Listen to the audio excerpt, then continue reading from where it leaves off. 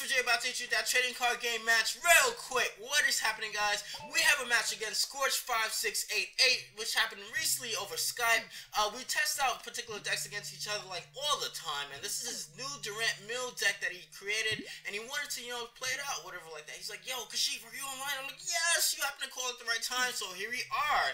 So he's gonna lead off with Rotom, right, which enables him to switch out a card that he has in his prize zone with the top prize zone, actually, with the top card that he has on his deck. Now, me, I'm still working with the Vanilluxe, Victini, whatever like that, something like that. I just kind of like put in more support cards just to dwindle down that theme a little bit, thanks to this glitch that is still occurring in TCGO. If you guys don't know what I'm talking about, Vanilluxe has an attack that is kind of glitched and a little bit unfair, and this, I guess, is like the last time I'm going to use this deck for that matter, since it is unfair until TCGO fixes that particular problem.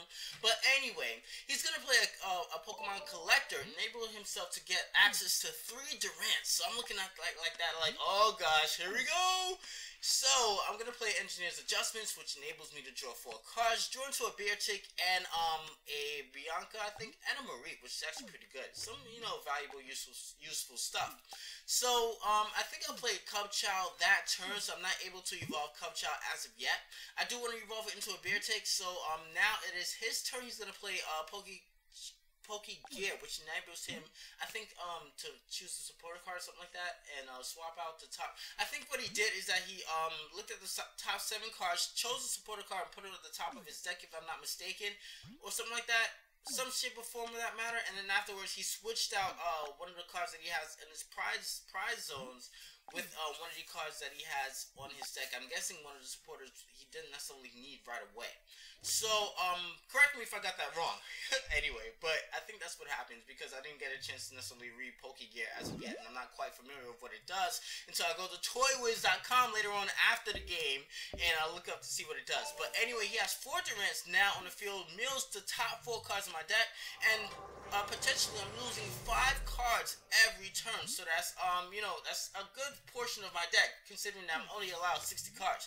So I get, like I said, I got a Beartick, and now I'm able to evolve my Cubchow into a Beartick. I put an energy onto it, but then I'm thinking, like, afterwards, since I played the Bianca, I'm able to get a Vanilluxe, right? So I'm like, hey, I have Pokemon Communication to swap out the Cubchow that I have extra in my hand for a Vanilluxe, to evolve my Vanillite into a Vanilluxe, right? So I'm thinking, like, maybe I should, like, take back all those turns in order to put the water energy that I just attached onto Beartick onto my Vanilla, so that will enable me to do Ice Beam for that particular turn.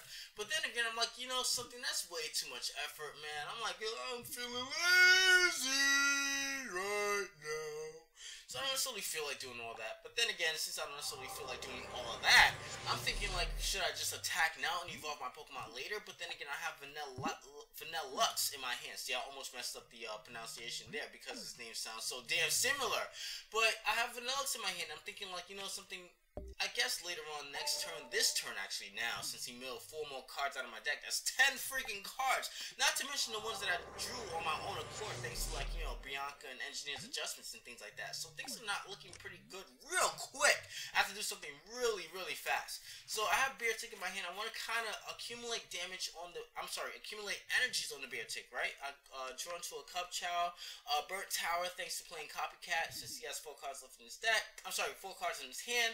I'm able to copycat that. So I'm gonna play the Burnt Tower after contemplating should I play Burnt Tower and or not, or something like that, because I don't want him to gain access to the metal energies that he has left in his graveyard, because those metal energies dwindle down 10% or 10 damage that I will potentially inflict onto any steel Pokemon that he has. And the only steel Pokemon that I have to worry about are his Durants, which enable him, as you know, to mill out cards on my deck. And look at that Weavile. It doesn't even have any retreat cost at all. Holy hell.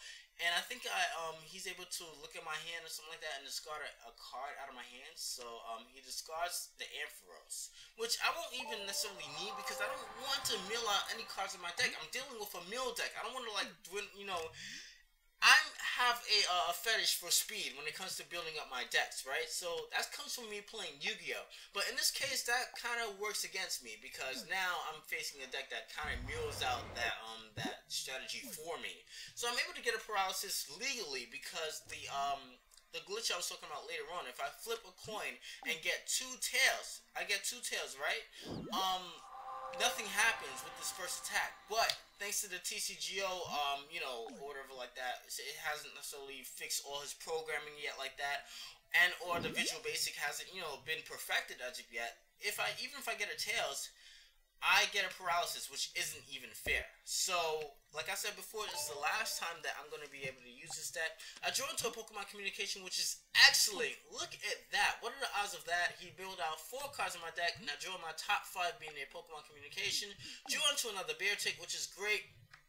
So now I'm able to put this Durant that he has out on the field to sleep. I don't necessarily have to rely on getting a heads with the Burnt Tower in order to pay for Cubchild's retreat costs. So, you know, and that's great actually, because I was able to get a Tails, which doesn't give me access to any cards that I have left in my graveyard. So now I put that to sleep. It doesn't wake up, which is actually pretty great. So he has to play another switch and or maybe a catch or something like that in order to, you know, buy himself some time. But what's killing me is that metal energy that he has, which is why my attacks are doing 20 damage as opposed to doing 10 damage. So now he wakes up, I draw into another Pokemon Communication, so now it's useless in this turn. I have like 3 Pokemon Communications in this deck.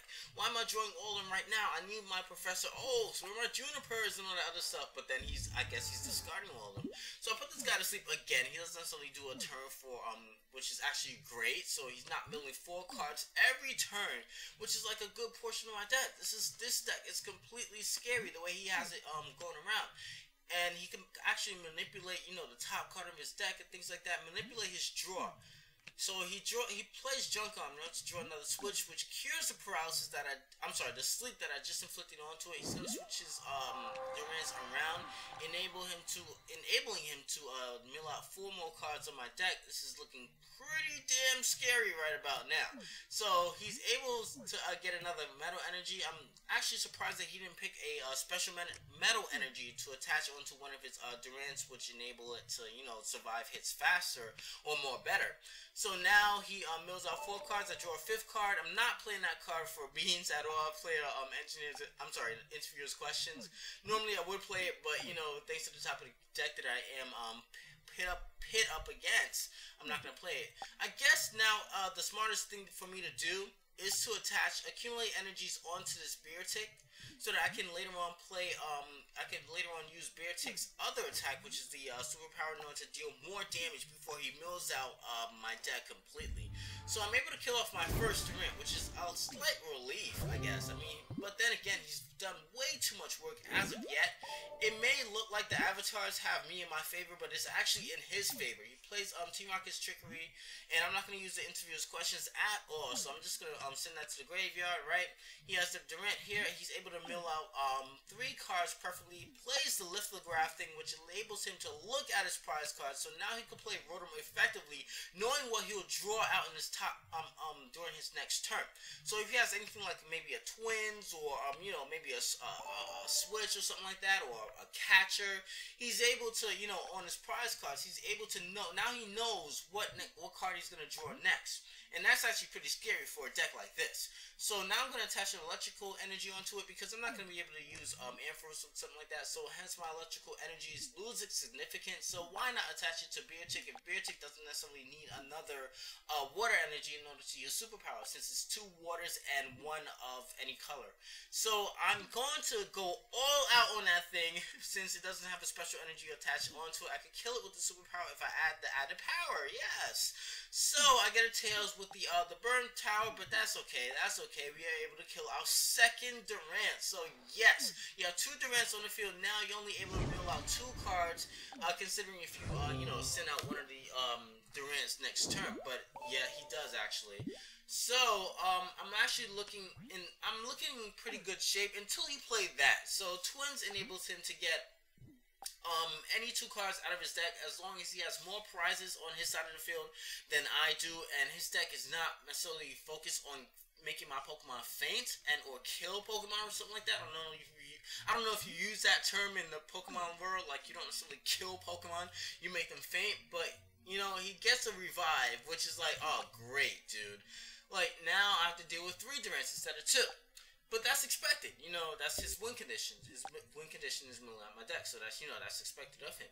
So he also gets a energy out of the thing. He plays a catcher, another catcher actually. He switches out the my bear tick that I have currently on the field with a bear tick that I have out on my bench. So I have an energy on my hand, so it's not, you know, whether he switched out into, it doesn't matter what he switched out into, and he kind of knows this. I could like switch, I could discard the energy to pay for its retreat cost and switch back out into bear tick. So I guess he wanted to make kind of mind game me into using bear tick's first attack, which is the bear tick that I have out on the field with the icy wind, which puts the Durant to sleep. But I know better than that. I know in order to kill this Durant, I have to you know, go all out on it with the superpower. He gets another revive thanks to his junk arm, so now he's back to milling out 4 cards out of my deck. That is one scary Durant deck. Holy hell. I haven't, you know, honestly, like I said before in my experience, I haven't faced a Durant deck quite as potent as this one, and this is scaring the living shit out of me, seriously. I get a Professor Oak's new theory, which is like the last thing I want to play right now, and I thought I'd never say that. So now I attach another energy onto bear tick that I have active on the field in order to pay for its retreat cost. Able to get another heads, which is great for later on, but I don't even know if there's going to be a later on or something like that. This is like almost the final turn. I mean, he has 4 out on the field, and if he plays his cards right, it's like nothing I can do. At this moment, I think I've already lost the game since I only have 4 cards left in my deck. I'm, you know, have to draw. You know, I can't like skip my draw phase.